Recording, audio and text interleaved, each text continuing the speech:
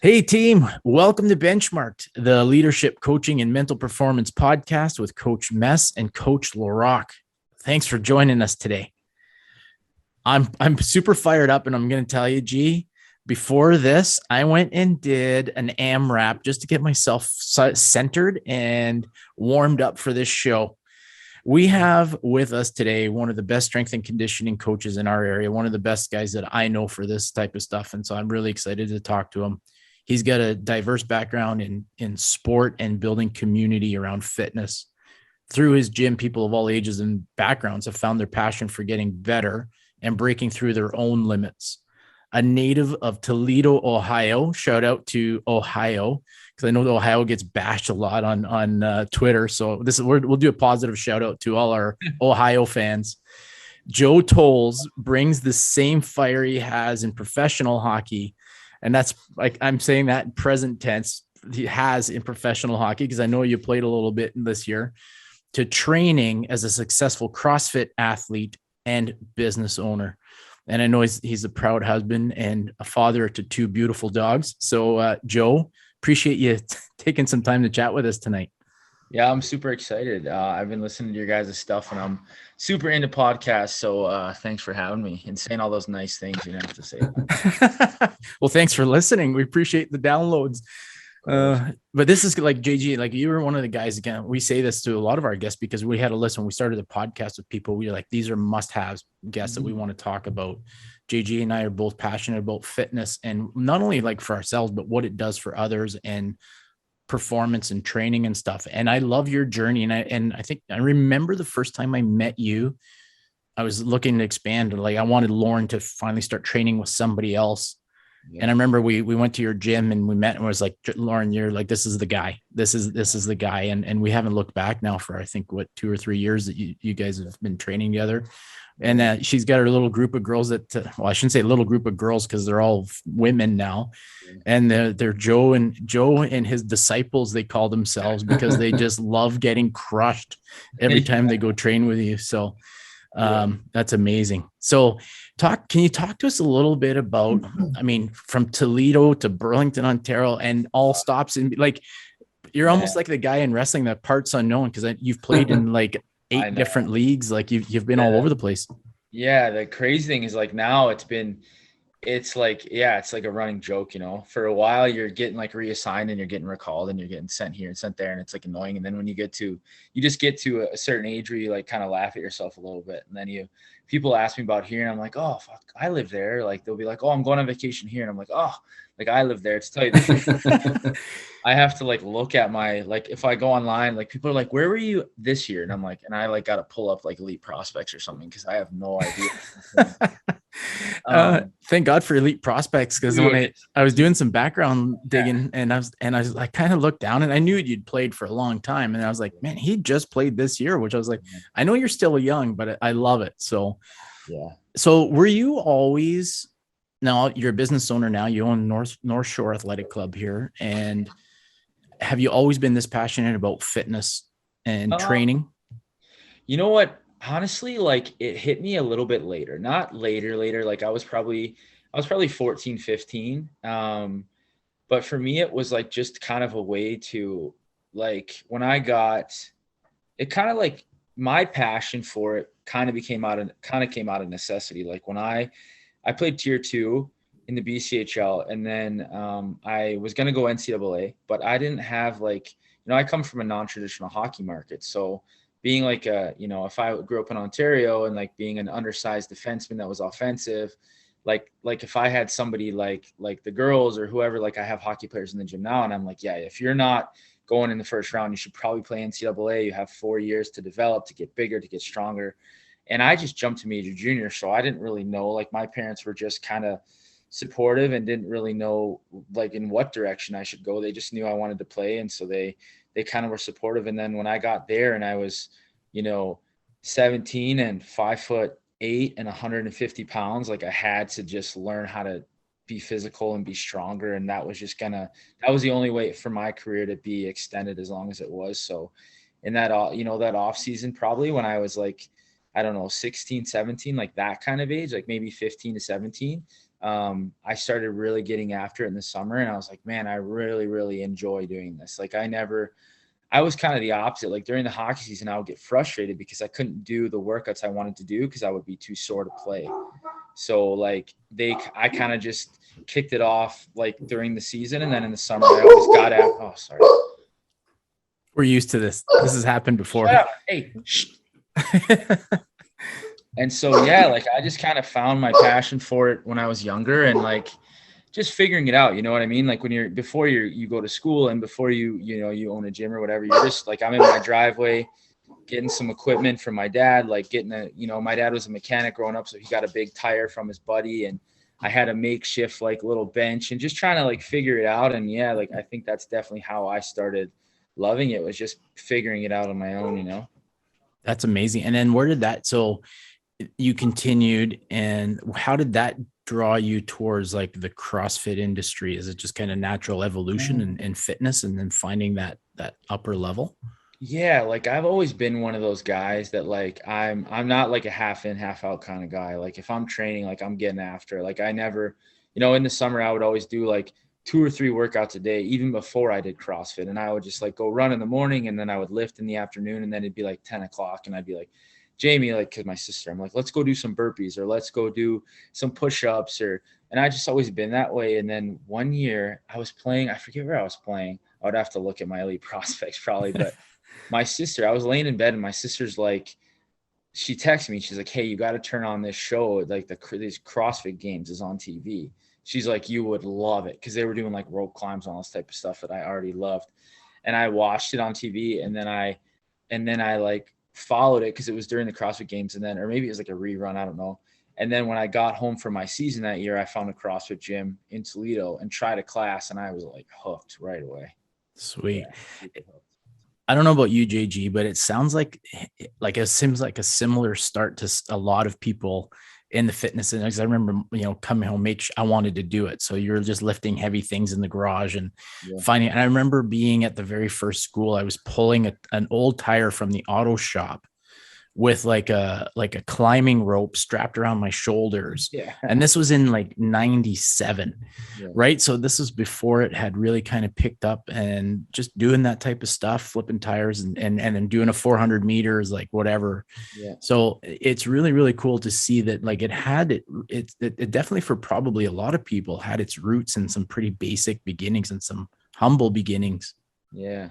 Yeah, I think like for me, I mean, and I think that's what, especially if you're successful, like with us, being coaches or owning a gym or whatever, your career is, I think at the grassroots of it, you have to really love it. Like, I think this is one of those, I don't want to say it's a thankless job, because I definitely, have a business and live a good life. I have a nice car and everything. But I think if you don't love it, it's one of those careers where it's not like you're owning real estate and you're going to get rich. Like, you have to really love what you do, because there's going to be a little bit of a grind, especially in the beginning. And if you don't love it, it's going to be pretty tough to sustain that lifestyle. So I think most of us we just do it because we love it, When you get to when you started everything out, I was laughing early in the show because you're talking about just, grabbing stuff from your parents in a makeshift gym. And I just remember packing everything for me when I started. Packing everything in the back of my car, my Grand Prix, packed, like the battle ropes were there, the weights were there, the hurdles were there. You just pop it open. It's like a makeshift gym, and then pack to the next place. And man, I don't miss those times. But at the same time, it's kind of like it grounds you, I guess, at the same time. Like, this is where I come from. I'm doing it because I love it, right? I'm not driving everything in a truck in my car, go to my dad's garage and grab stuff because I don't love it. But we're like, you said, a necessity when you're 14, or whatever, to 17. You wanted to get bigger, you wanted to get stronger. In high school, like, what were you doing in high school to get ready in that phase? Like, were you hitting up the gym there? Was it excited? Was there a teacher in high school that got you fired up with it? Was it a coach? Like, what kind of pushed you a little bit more in that direction? You said necessity, but was there help with that necessity? Man, honestly, no, I didn't have any of that. Like, again, I come from like a really weird, like non-hockey traditional market. So when I was playing, I remember going from midget AAA to junior. And then when we got to junior, they were like, basically you had fitness tests every year, but like, I didn't have a trainer. I didn't have anything. My mom got me like a YMCA membership. And then when I got into junior, I knew I needed to train more, so I started training in the summer, like when I was playing the Quebec League. And sorry, I'm gonna stop you there. Why did you know you needed to train more? I just was like, I just wanted to get better. I think, I just knew that I was like a bit skinny, and like the guys I was playing against were huge and bigger than me. And I just knew that like my only way to survive at that level was to get bigger and stronger. Cause I was just getting like my first year, man, when I first went to that league, I'm just getting bumped off every puck, like losing every battle in the corner just because I physically was too small. And Joe, I'm gonna keep stopping because I just need people, listeners, to listen to this. Yeah. I'm just making a guess here. It wasn't your mom and dad saying you need to hit the gym, you need to get bigger, you need to get stronger. This sounds like it was an internal flame that you got yourself motivated to do it. So what I'm hearing a lot is it's like moms and dads are saying, hey, you need to do this, you need to do that because Billy has this and Bobby has that. It sounds like your stuff was just in-house, like you were just internally motivated. Yeah, man. And it's crazy because I have a lot of, there's a lot of parents in my gym right now where their kids are playing like youth hockey, like AAA hockey. And they're like asking me like, hey, what do they need to be doing? What do they need to be doing? And I tell them exactly that. I'm like, trust me, if they want to make it to the next level, they'll find a way. They'll let you know. They'll like, if you're having to push them all the time, I'm like, it's good to push them a little bit and encourage them. But if they don't want it themselves, like it's not going to work. Like they have to internally be motivated to get better and to want to get better and find avenues for that to happen, I'm going to do a true Canadian thing. I apologize for cutting you off a few times. Now you can go ahead. But it's true. Like I love the idea. I see the kids like, hey, what do I need to do to get better? And when they're asking the questions, it just feels like no one was telling Joe that though. He was just like, hey, this guy's bigger and stronger than me. I got to do something about it. Not like, oh, well, making excuses for himself. He's like, well, he has this. And he had, like literally, Joe, when I hear you talk, you're like, I just figured it out for myself. And I don't hear that very often, to be honest with you. It's kind of refreshing, isn't it? Yeah, in a way, like people aren't like dropping their kid off and say, make them better. Like with some magic pill, like you got to find that internal combustion to happen. So like, I mean, it's interesting when I think about like Ohio isn't really, you're right. It would be in the world of hockey, an uphill climb. Sure. Like, in terms of now, I think now there's a couple of prep schools in Ohio, but what you're saying is like, you had to leave, like what age were you when you left home to pursue this dream of playing hockey? Yeah, man, it's like you said, it's better now. Like the youth hockey is better now. I still don't think we have any like AAA where I'm from, but when I was my first year playing AAA, I was 10 and we had to drive like an hour each way for practice 3 times a week. And so that was like all I knew from a young age. Like I was definitely one of those kids, like just like my gym now, like when I'm in it, I'm all in. And when I was like 10, I was like, I want to play in the NHL and I'll do whatever I have to do to do it.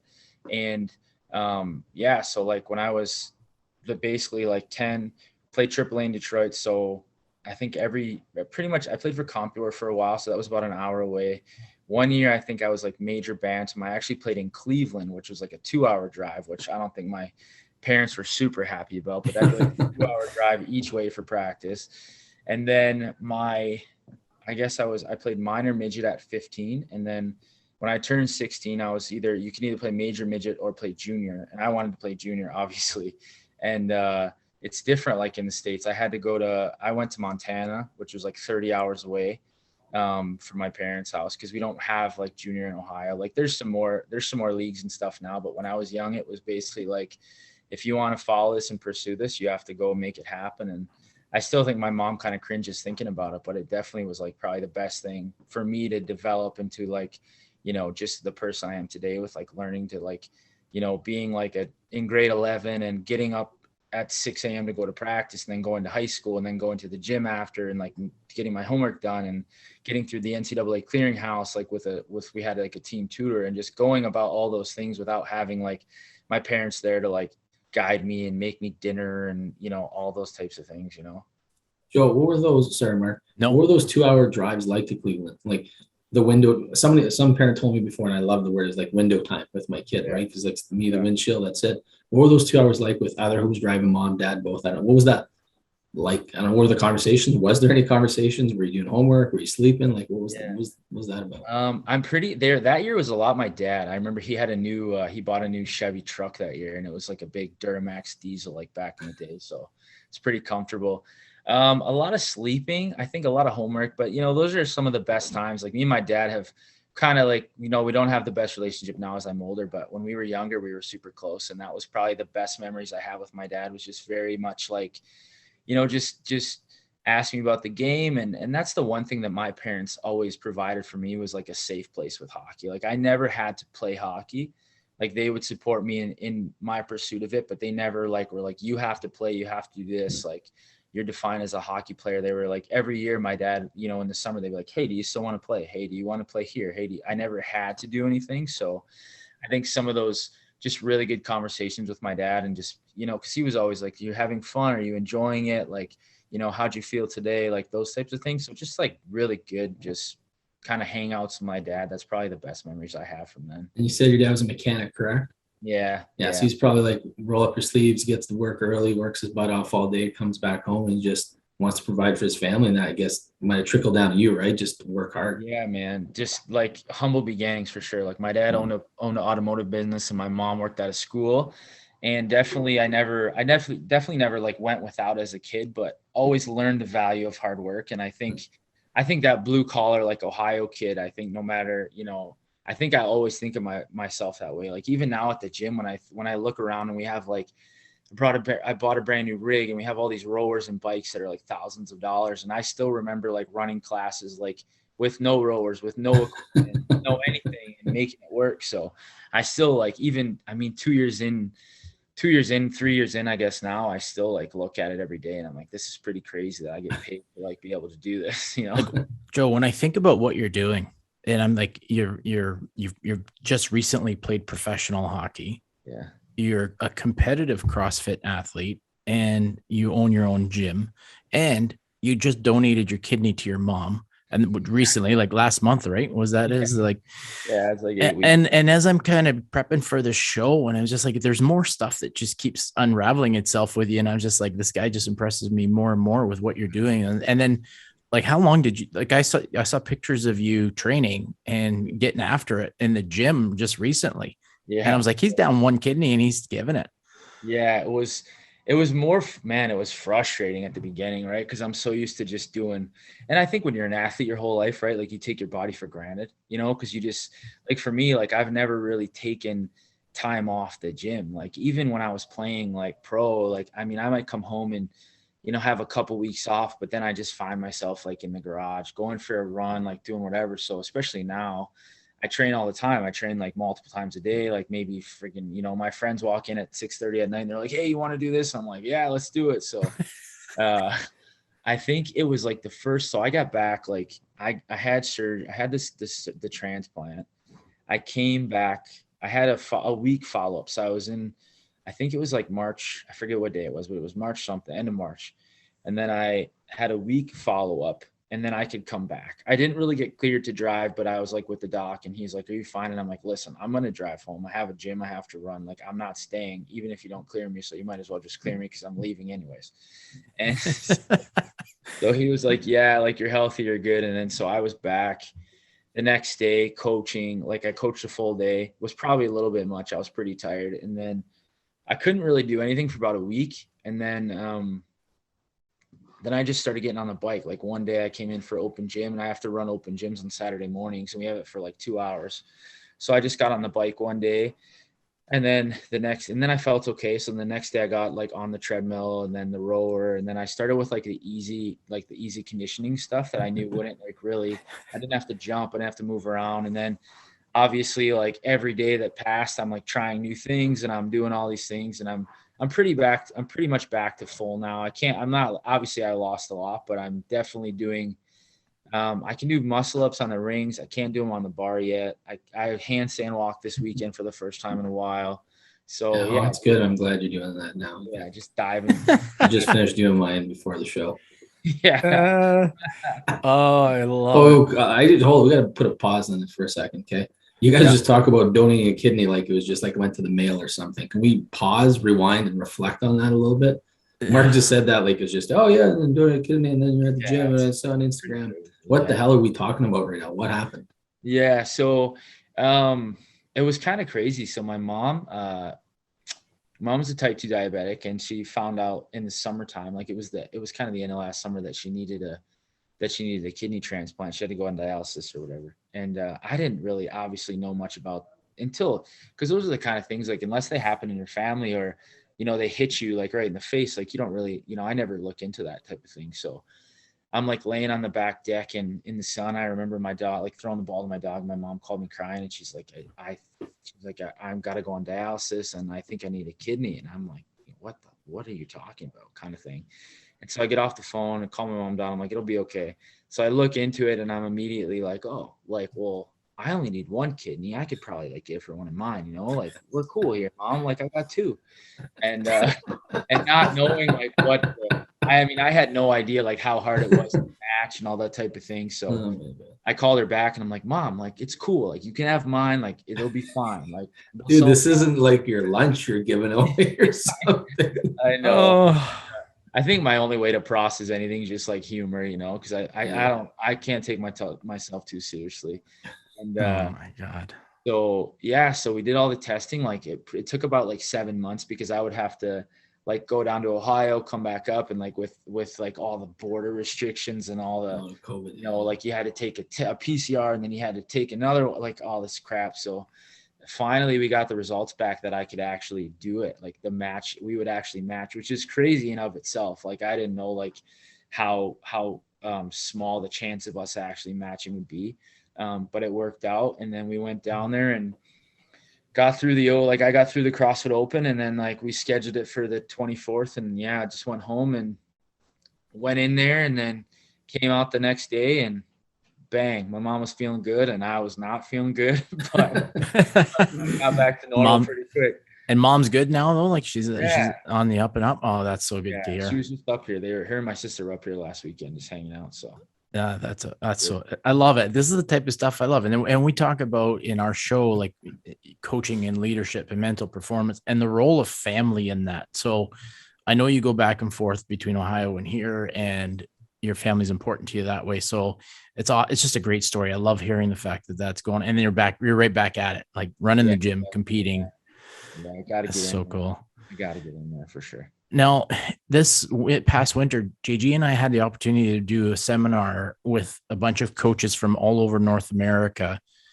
And JG, correct me if I'm wrong, there was a good dozen CrossFit coaches in that seminar. And it was a coaching seminar on how to be better coaching and all that stuff. And so it wasn't limited to like football, hockey, baseball, or whatever. It was just coaches. And for the first time in my life, I looked at and listened and heard some of the stuff that these coaches were going through and the challenges they were having with athletes. And I was like, man, it's not any different than what JG and I face with baseball, football, hockey players. And I had a newfound respect. Not that I didn't respect CrossFit coaches before, but I think maybe somewhere in the back of my thought, they're like a personal trainer, or like a strength coach, but they're really, because it's a sport onto its own, they're your coach, just like we would be a batting instructor or a pitching coach. Yeah. And which is really cool. Yeah. And I think it's all relative too, right? Like I think some coaches, you know, aren't probably that. I think some CrossFit coaches are more like personal trainers and they kind of got into it for that reason. But I think when you truly have a passion for what you do, like for me, I just have a passion of coaching, you know, I just have a passion of people and learning and growing, and CrossFit's just what I like the most. So that's what I decided to do, you know? But I think all the best coaches, no matter what kind of like field they're in, whether it's, you know, baseball, football, hockey, CrossFit, I think they all have the same like intangibles. You know what I mean? Like I think everybody holds himself to the same standard, and it's just whatever your specific thing that you love to teach is, we all kind of throw that same thing at our athletes. You know what I mean? What about people say, sorry, you teach the way you learn best. Mm-hmm. You know, which way do you learn best? Which way do you think, you know, if someone say the type of coach, I guess you are, what kind of coach are you? Would you say you are? Oh man, I think I'm definitely have always been like one of those like visual learners. So I definitely lead by example. I think for me, you know, I'm definitely not one of those guys that I want to have like 5 gyms and, you know, make $1 bazillion a year. I just want to have a group of people that I can really impact their lives. And my best way sometimes is just by, and it was the same way when I was playing hockey, like just do it and then be positive and be happy about it. And people will kind of follow what I do. And I find that you know, that just kind of leads into a very organic relationship with like the members of the gym or the girls, like, you know, like Lauren and Vanessa and all the girls that we train. It's like I think when you practice what you preach and people can see that you really love what you do, and they're like with the girls, right? Like I do every single workout with them, on every single running workout on Thursdays in the summer. I do them with them. It's 30 degrees. We're at the track. Like I'm not yelling at them. I'm fucking running. So they're chasing me. I did one of those workouts with you guys. Yeah. It was awful. Yeah. So I think that for me, I'm because as an athlete, I always respected that the most, you know, like coaches that could get in there and show me what to do, like show me how to protect the puck, like show me how to shoot or show me how to do things. I always respected the most. So when I, you know, opened my gym, it was like, I want to be an inspiration to these people. Like I want to live a good life. I want to train hard. I want to be competitive. I also want to like look the part and make sure I'm taking care of myself. So when I'm telling people that like things they can do to improve themselves, I'm speaking of a place of like, I'm doing it as well, you know? So I think for me, it's always been, I've been a visual learner. So I try to impact people that way. JG always says we learn, say it again, G, we learn through pictures more than words, or how does that work anyways? No, we see in pictures, not words. Right? We see in pictures and not words. Yes. When people see you doing something, they get a lot more from it than you just talking about it. Now, in that vein, Joe, do you find it tough because like you compete at a high level, like you're doing the open and you're doing all this stuff. Do you find it challenging sometimes? So let's just say a muffin like me comes into the gym and I'm just not getting it. Like I've complained before that I really struggle with power cleans and front squats because just old joints and bones, and I just making excuses. Do you find yourself getting frustrated with like, why can't this person just get it? No, you know, honestly, for me, no. Like I remember, you know, like I said, I come from definitely humble beginnings, and I've been at CrossFit gyms where people were that way, where like the coaches were, or even with hockey, right? Like when you know, I'm in my 7th season in training camp with the same coach I played for 3 years. And then a rookie comes in and I see that coach, like, you know, getting mad, like at this rookie, like even my like this past year when I was in Evansville, I played for that guy for like 3 years. So I know him in and out. I know his personality. He's getting mad at these young guys for not doing. And I'm like, buddy, you've never even taught these guys to do this. You remember what it was like when you first started. So I think that's the really cool thing I think about, especially our CrossFit gym, is I deal with all of those types of athletes, right? Like we have high level CrossFit athletes. A lot of our coaches at our gym were like professional athletes. Like Mattingly was in the J system for a while. Another coach was like played for Team Canada baseball. And then you get those level of athletes. So you get like Lauren and Vanessa who are playing Division I sports. And then you get like, you know, one of our members, Irene, is like, you know, 70 years old. She has, you know, she can't see in one of her eyes really well from like a thing she had in her brain. And like, you still, like her and Lauren can do the same workout. They're obviously doing different things, but like you can modify both of them so that they're having, you know, a good workout, a good environment. They're supporting each other. And I honestly love getting like new people into it. Like, I think there's always a way. You just got to be patient. And, you know, if you're patient with people and you make it fun, like you can train anyone, you know. I love the vibe. Like I visited your gym multiple times and I love the vibe where you just watch people are greeting each other. They're happy. They genuine, you know, they're going to get their asses kicked in about 20 minutes. You know, they know what's coming and yet they're still, and I remember being there and we're just watching the end of the workout and I was kind of, this was just awesome. And I knew I was familiar with a couple of your clients and your athletes, and they were just loving being there. They brought Nicola, I think, brought her boys there. There's like 3 dogs running around the gym. Like it could have just been somebody's backyard and we're having a barbecue, but they're just about to get dialed by a workout. Oh yeah. I love it. I think that's so. Now, how do you do like?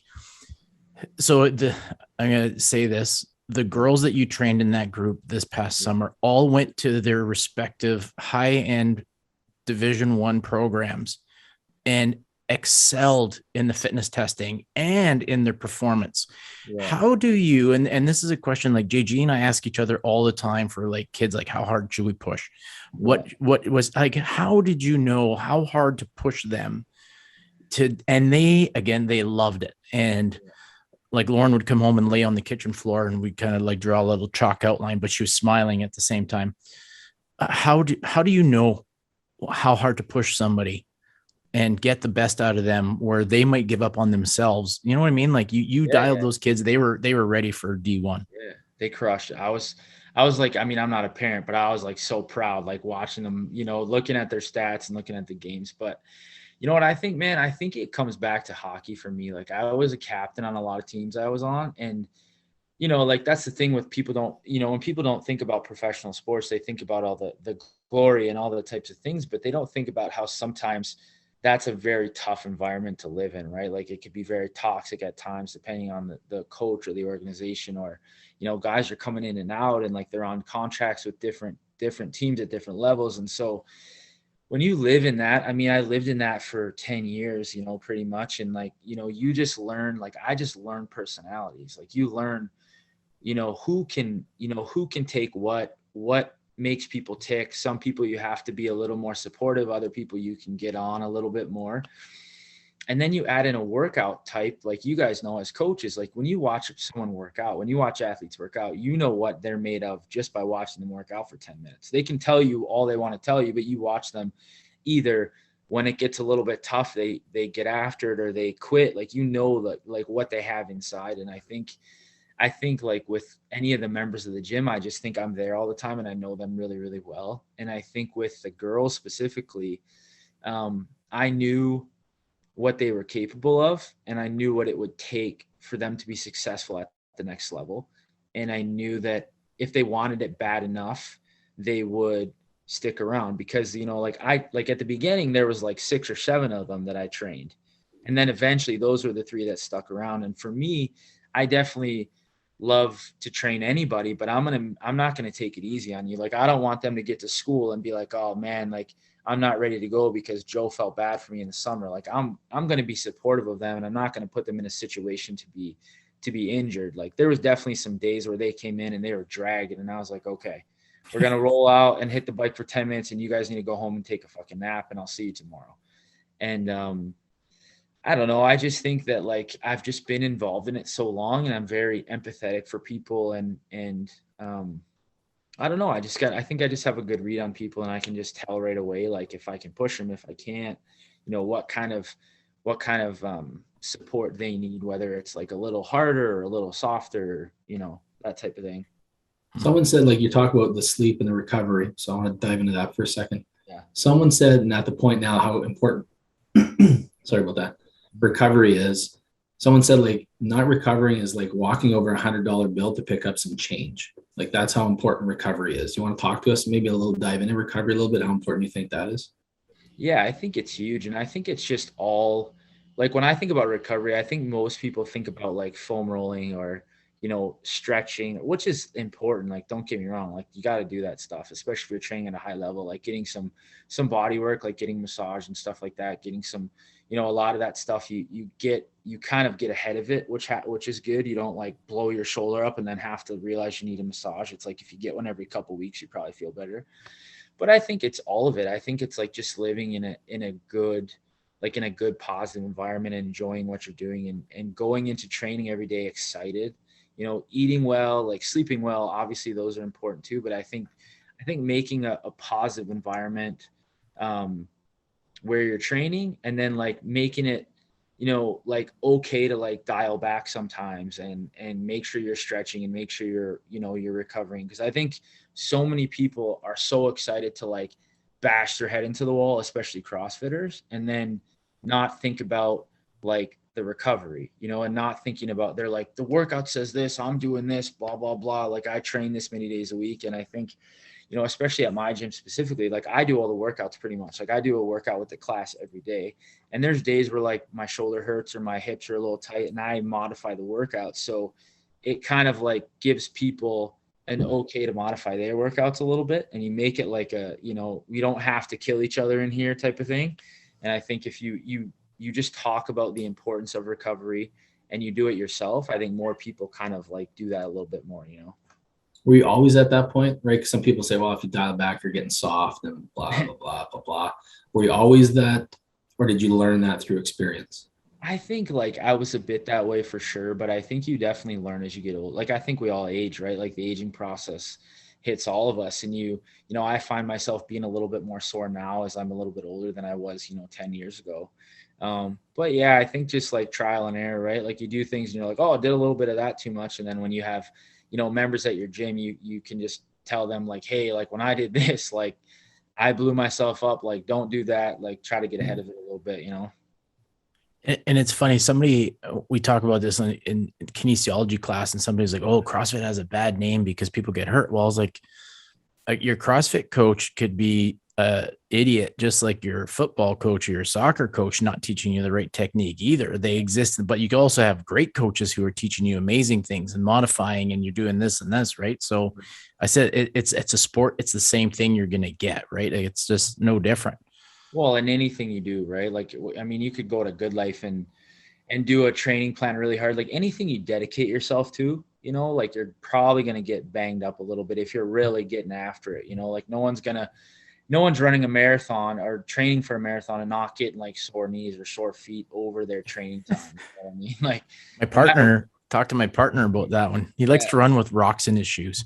Yeah. So I think anything, I mean, obviously I hear that all the time, but I'm like, well, I guess you haven't been to, every gym's a little different. So yeah, you got to take the good with the bad, I guess. So JG asked about rest and recovery. What nutrition is something, and JG and I talk about this all the time. What he and I learned in school and growing up is now wrong. Yeah. Being taught to us in like third and fourth year nutrition classes at universities. Tell us what's a typical day of eating for you look like? Or what if I said, Joe, I need to be more disciplined and I'm ready to dial in my nutrition, what would be your kind of go-to kind of setup? I think for me, first of all, I would say simplify it and just dial it back a little bit. Like I think for me, I eat pretty much the same all the time, which is kind of boring probably for most people, but I'm like, I'm so busy all the time. I'm up like so early working all day. I have like eggs and toast every morning. I have some oatmeal with protein, and then I have probably a protein shake in the middle of the day. And then, whatever me and Bianca are having for dinner, maybe it's like chicken on the barbecue, maybe it's turkey burgers and like fries we make in the oven or rice. I mean, we eat, like, I think that the biggest thing is we eat pretty basic. Like, I think with nutrition, most people overthink it. Like, to be honest with you, they're like, I need to count my macros. I need to do this. I need to do that. And for some people they do. Like for some people, maybe they're they're really overweight and they have to figure out what they're doing. But for most people, like the girls specifically or the members at the gym, if you're training pretty hard, like just eat well and don't overeat all the time. A lot of people really overeat and they kind of have that like addiction to food and stuff like that. And if you can, obviously there's certain cases that have to do with certain stuff, but I think if you just simplify your diet and you eat like simple foods till you're like sort of full, that's pretty much going to work for almost everyone. I like that. Keep it simple, right? We're all trying to scientifically prove. Yeah, like I see it all the time. Right? Yeah. We can't keep up with it. No, there's just too much out there. There's too much, I hear all these like cleanses and this juice thing. I'm like, man, just eat normal food and just work out. You'll be fine. Your body's its own. Well, you're short a kidney now, so it changes but your body's your best filtration system, right? So you don't need the cleanses.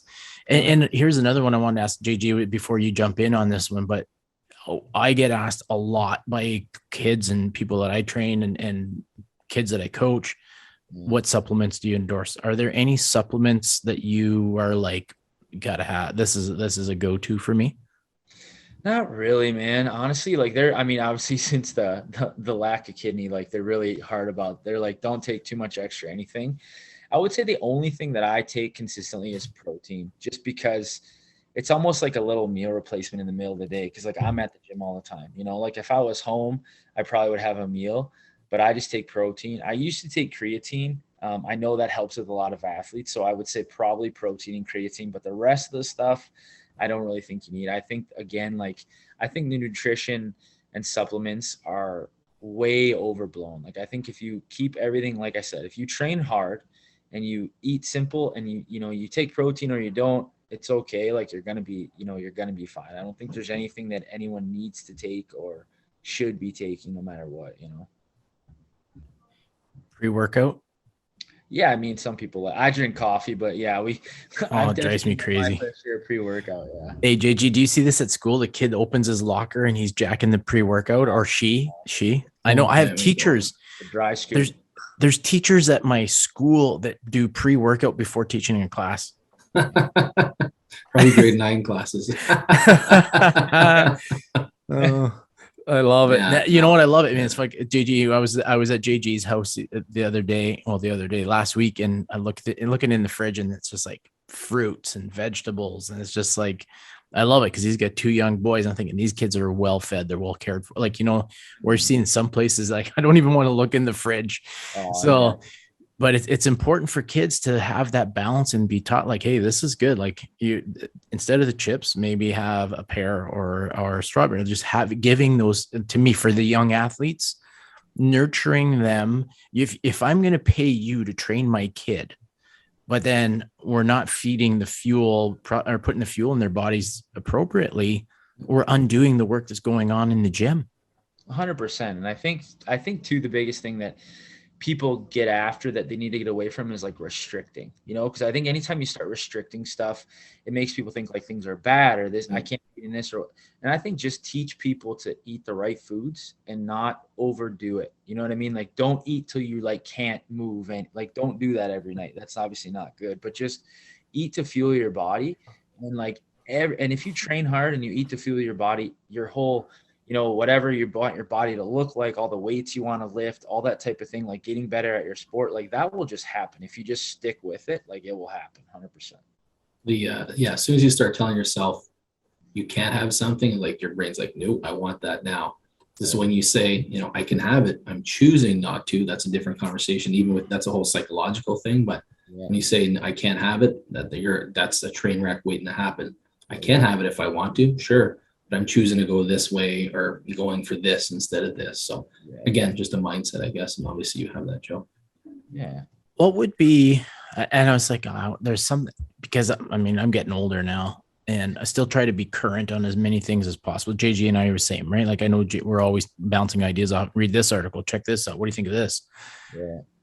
What's the most interesting bit of new knowledge you might have gained in the last couple of years related to maybe train? We just talked about nutrition. So maybe training, like I'll give you an example of what I'm thinking about. Like box jumps are bad for you. Don't do box jumps or something like that. Like what would be the most up-to-date current thing that you've come across that you're like, oh, this is pretty cool? And you know what? I don't know. I guess I don't have anything off the top of my Anybody head. over 47 doesn't have to do cardio anymore? That'd be great. 47 and over. Yeah, you know what? I think like we've definitely, I guess I've owned the gym now for a couple of years, almost 3 years now, but just the way our programming is, like I think now we used to just be kind of, we'd follow some certain things, and that's the thing with CrossFit, right? It's always different. That's why people love it. But we've definitely gotten to some more linear progressions in our gym over the past couple of years. Like we usually do, like right now we're on a front squat cycle. We do that every Wednesday. And then we've been, before the open last year, I started putting in these like really crazy conditioning workouts every Thursday. I was just going to do them until the open. And then now people like love them. So we do them every single week. But I think just a little more consistency in people's programming and like, just more intensity, maybe less volume. Like we've kind of went, and we've had some really great results with it too. So I think that a lot of the old school things, still work really well. So nothing too crazy. I'm always adding in new things that we see and stuff, but nothing off the top of my head. Joe, I'm going to pivot a quick second here. So I just heard you say you've had the gym for 3 years, correct? Yeah. Congratulations. Good luck. Congratulations for surviving COVID, because now you're literally talking, you've had a gym during COVID. Yeah. And you're still alive to talk about it. And obviously it sounds like you're still in business, and being a business owner, having to live through it. And someone kind of gave me that advice, like, good for you that you're still around. So I want to share that with you. Congratulations for still being around, because that shit was a grind. Oh man, I appreciate it. There was definitely some dark days, like wondering if you ever be able to just live normal. And then all the like the rules and like the capacity, and like it was just like, and I think the hardest thing too is like knowing that what you're doing for people was good.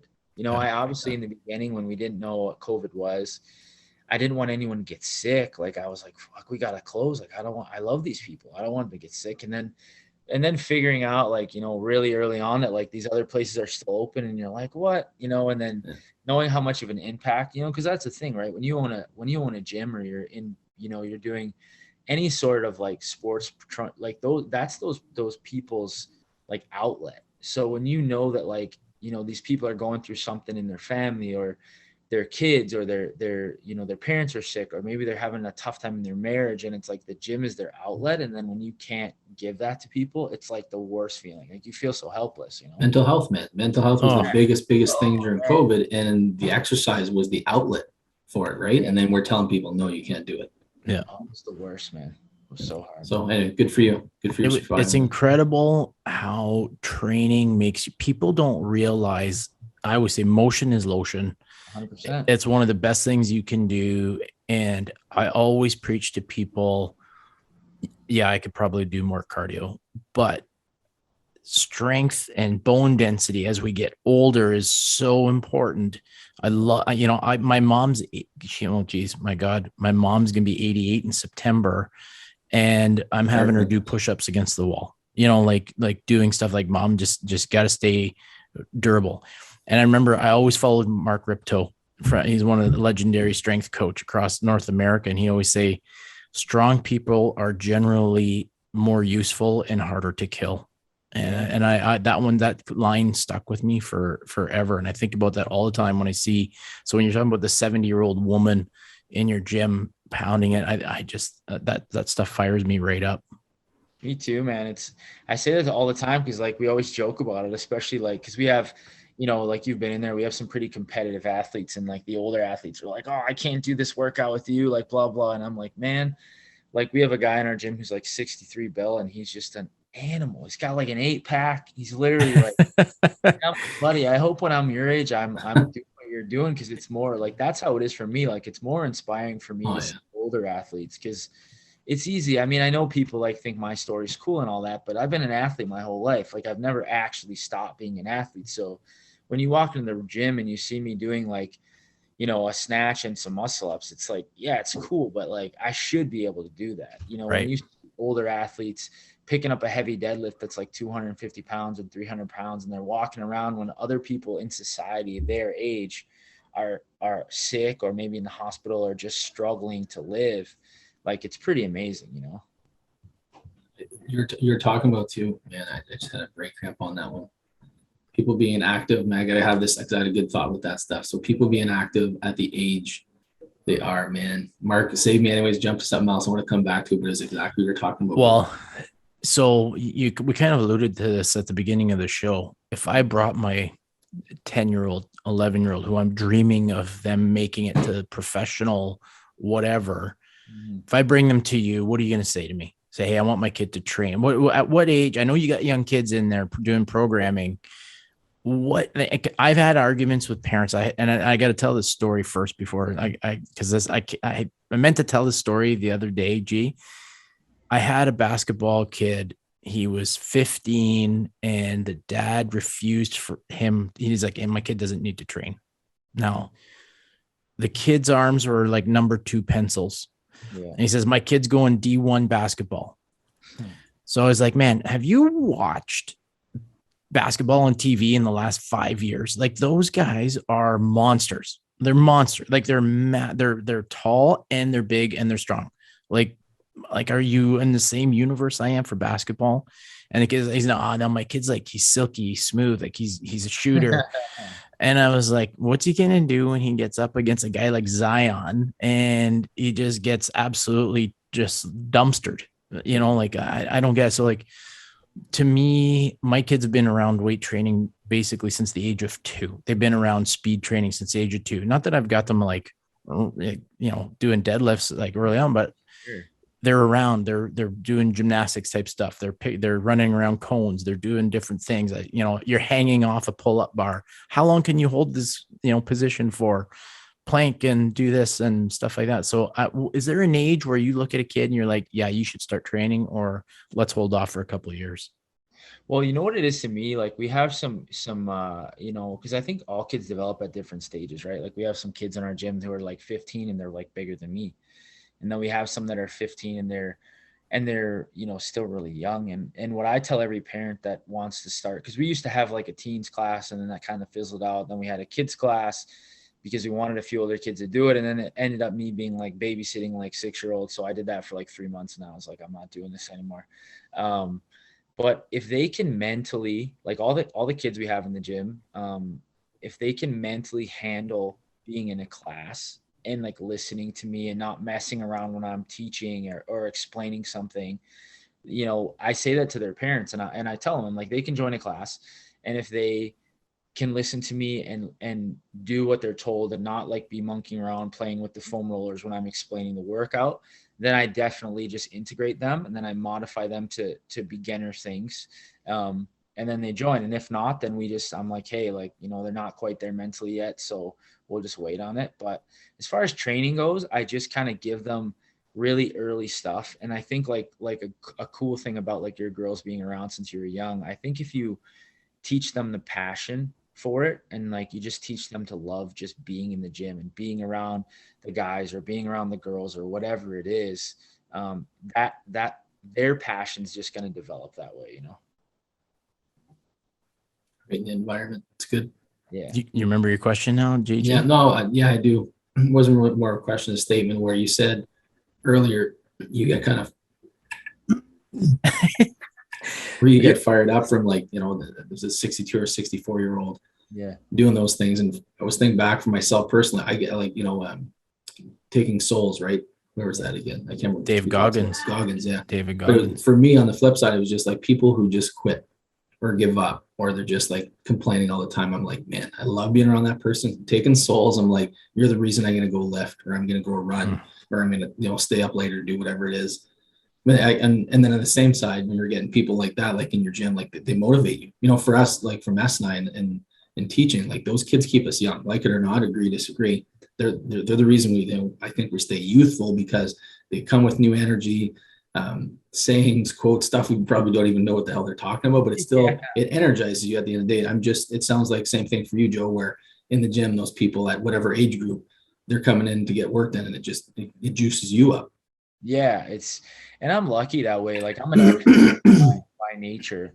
So like when people come into the gym, a lot of gym owners or coaches or whatever have a tough time because they're a little more introverted. So, when they have a full day of classes, like they are exhausted. And for me, it's just like my energy is built, like when I get back to the gym and it's 3:00 and I'm blowing the floor down and turning the lights on and getting the music going, and I know people are starting to roll in. It's like, I used to do this. I used to coach CrossFit for free, and I would still, obviously I need money to pay my bills, but like if I always say, like, if I won the lottery, like my gym would just be free. I would do the same thing. Yeah. Love it. But I get so fired up for people to like, just those simple, like, I think when you think, like, I think a great example, right, is like Mess is Lauren. Like, I think Lauren is one of those athletes where like, once she realizes what she's capable of, like last year, I think she was always into training. Like she was always, winning the workouts and coming in first and always had those intangibles. But once she learned like what she was capable of, that in the gym specifically, like that translates so much into life. So when she went to school, it was like, she knew that she was capable of everything. So there was no like settling to like be the freshman or not play or not get great grades because she was going to Dartmouth. It was like, she knew that she had, like, she could get after it and she could build that confidence in the gym. And that takes it in all of your aspects of your life. You have confidence. And like, that's, for me, that's like the coolest thing is like, you see these members at the gym who maybe they start and they're a little bit out of shape, or maybe they're a little insecure, or maybe they're a little whatever, we get guys all the time. Right. And then all of a sudden they're 2 months in and they're like lifting the big weights and like taking their shirt off and they're like confident. And it's like, that's what like gets me going. Cause like it makes their life better. Like I know I have a positive impact on who they are as a person and their relationships outside the gym. And I think those are the situations where I just get like, that's awesome. Like that's the coolest stuff for me. I also think that's what makes you successful as a business owner, is because people don't get the sense that you're there to make money. You're there because you're providing a service. Yeah, you got to pay your bills and live and put food on the table. But at the same time, your passion and you're caring about them as people. You're not seeing them as dollar signs coming in your door. you're treating them as a human being, and they're coming in and you're going to get the best out of them, which I think is a difference maker, because I've seen a lot of gym models where it's just, I call it a puppy mill, 100%. where, and we have them here in town where it's just like, just come in, bring me your dollars, and whatever happens. And I don't get that sense with you, which is really cool. No, I think that I'm just, I got a lucky life, man. Like, played hockey and then owned a gym, and I've always loved what I do. And I think that, like it's just I mean, it is, obviously you make money and it's a business, but like you said, I've never looked at it like that. If I won the lottery and I made won $50 million, I literally would just be going to the gym, doing 2 or 3 sessions a day, hanging out with my friends, like shooting shit, having coffee. Like, don't what I love to do, Don't tell my accountant this, but I have a client that I've trained for 15 years and I haven't charged him a plug nickel. Just because I love being with them.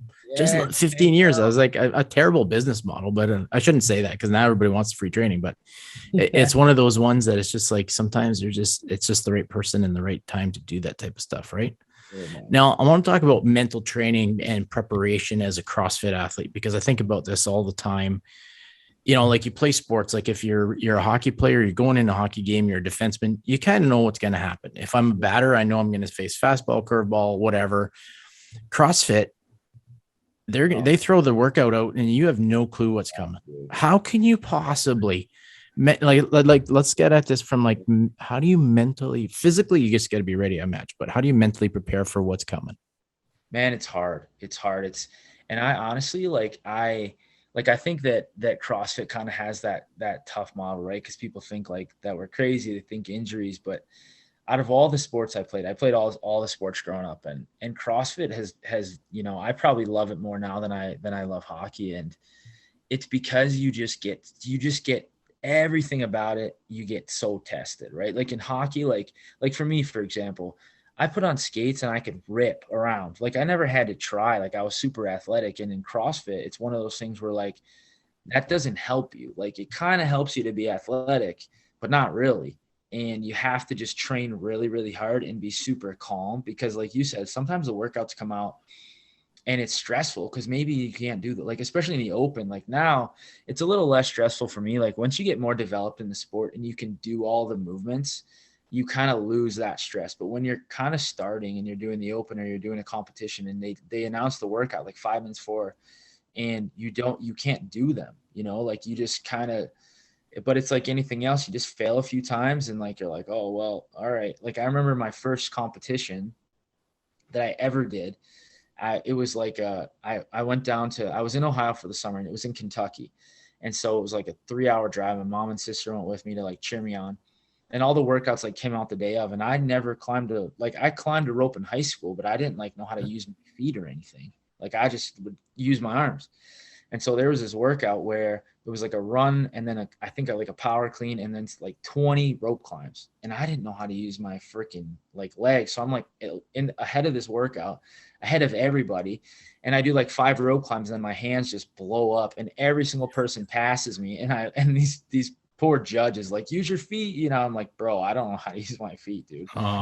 And I think when you go through a few of those, like, failures, you kind of, like, learn to just let it roll. And, like, we've all been there. So you just kind of, it's a little more stressful, I think, because you don't know what to expect all the time, but that kind of motivates you to train harder, to not have any, like, holes in your armor, One of our former guests, Natalie Weidman, who's on the Canadian women's Olympic softball team, she always passes on advice to the younger athletes. She says, the only difference between you and me is I've failed way more times than you have. And then eventually those failures build up to successes, right? Yeah. We always say failure is fertilizer for your future. And I'm sure you learned how to use your legs on those rope climbs. Man, it's, when you play 10 years in the minors, buddy, you get pretty humble, So, well said. Yeah, now, is there a thing right now, if I said, okay, Joe, we're going to do this, is there something that would be like, oh, please no? Like, for me, it's like the front squat thing. Like, I would do overhead squats before I would do front squats. Oh, me too, buddy. No, I can do everything now. So, like, if you said it, I might have to give you I might have to be like, figure out a strategy. But yeah, I've trained enough now where, like, I don't have any like big, like there's nothing I can't do or anything. So no. Now, is there a workout that you've done in competition Yeah. and recently that is like you're like, oh, that was by far like just destroyed me? Man, I think the open every year, man. I think that CrossFit has this way. Like, I think that's why you see so many of these amazing athletes do CrossFit, especially like these kids now, because they like, they didn't play sports and they started which is a whole other conversation. I don't think kids should do that, but some of these kids now are like freaking snatching like 300 pounds and they're like 16. It's insane. Like the athletes that are doing the sport now. But I think every year the open has a way of like, it's one of the coolest things because it just humbles everybody. Like no matter how fit you are, like how much work you do, every single time an open workout comes out, you finish them and you're like, oh God, I never want to do that again. That was Yeah. I but you love always come back for more, I love seeing it on TV because you say like you always see the person that just goes out ahead, like their hair is on fire. Yeah. And then you're like, I don't, and we bet like we'll sit here at home and be like, I bet you they're finished third. They're going to get passed by this person's going steady Eddie. But like, what about like, I don't know if this is new, but I've noticed now, like they're adding biking, more swimming. Like, is that something that's relatively new to CrossFit now? Not so much the swimming thing, but the swimming thing's kind of just at the higher levels of competition. Like when we do the open and stuff, like that's just all stuff that you could do in your own gym. So they don't do any of that for that because there's so many people participating. But yeah, I mean, I'm starting to swim next week and stuff. And there's just so many. I mean, like the coolest thing about CrossFit is like, and that's I think what really drew me to it. And a lot of people that do CrossFit are ex-athletes of some level. Like we all played sports at a high level in something. And the coolest part about it is you just never stop kind of getting better. Like when you come up, like for me, for example, right, when I'm playing professional hockey, like you're in the off season and you're getting offers for your contract and you're already kind of painted into a role after your third or fourth year. They're like, hey, we need, a right-handed shot defenseman. He likes to play physical. He likes to scrap, like mix in some points here and there, whatever. And you don't really, I don't want to say you don't get better, but you don't have that huge growth. Where in CrossFit, it's like, these athletes are, like one of our athletes right now, Anne Marie, she qualified for the semifinals in the 60 plus category in the world. You had to be the top 30 athletes in the world. And she's like 12th. I mean, wow. she front squatted like 205 for 5 yesterday and she's 62. And so I think what draws people to it is you never really have to stop growing and you never have to stop competing, where most sports, at least at a competitive level, you kind of have an age where it's like, all right, you kind of it's kind of over. It's probably beer league time, whatever. And in CrossFit, it's like, you can compete till you're, 60 plus, which is pretty cool.